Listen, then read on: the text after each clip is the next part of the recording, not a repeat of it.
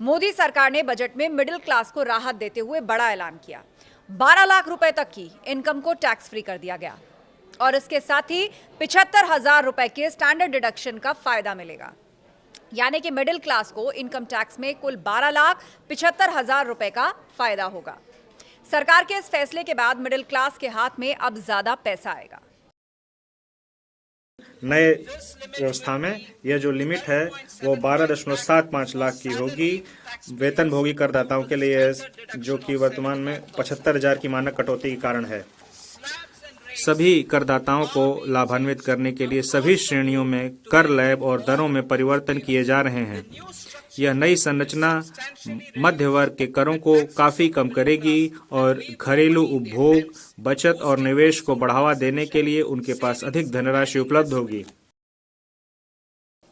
दूसरा, वरिष्ठ नागरिकों को टैक्स छूट 50,000 से 1 लाख की गई। टीडीएस की सीमा 7 लाख से बढ़ाकर 10 लाख की गई है। वित्त मंत्री ने ऐलान किया कि पिछले 4 साल का आईटी रिटर्न एक साथ फाइल किया जा सकेगा। तीसरा ऐलान, बजट में किसानों के लिए कई बड़े ऐलान किए गए। आने वाले साल में मसूर, उड़द और तुअर जैसी दालों की पैदावार बढ़ाने पर ध्यान दिया जाएगा। कपास की पैदावार बढ़ाने के लिए 5 साल तक मिशन मोड पर काम किया जाएगा। किसान क्रेडिट कार्ड पर कर्ज की लिमिट 3 लाख से बढ़कर 5 लाख होगी।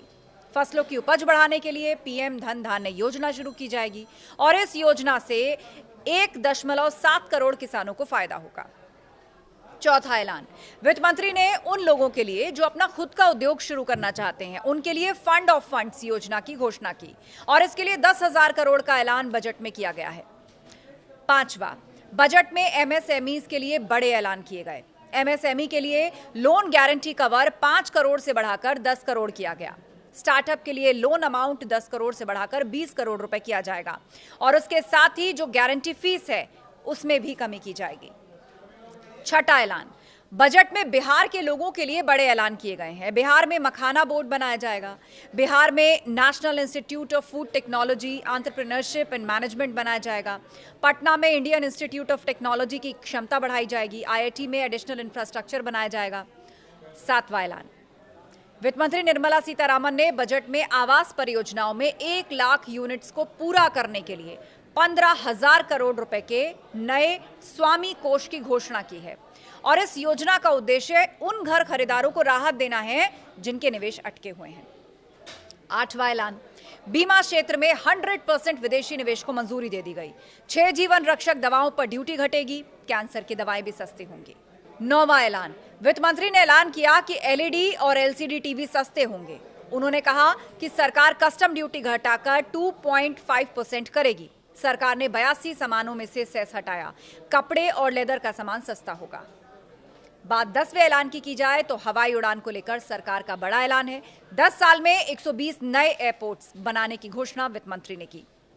देवी लक्ष्मी गरीबों और मध्यम वर्ग पर अपनी कृपा बरसाएं, ये कहकर पीएम मोदी ने बजट से पहले ही बड़े संकेत दे दिए थे और बिल्कुल वैसा ही बजट में देखने को मिला। इस बजट में 12 लाख रुपए तक की आय को टैक्स से मुक्त कर दिया गया है। सभी आय वर्ग के लोगों के लिए टैक्स में भी कमी की गई है। इसका बहुत बड़ा फायदा हमारे मिडिल क्लास को, नौकरी पेशे करने वाले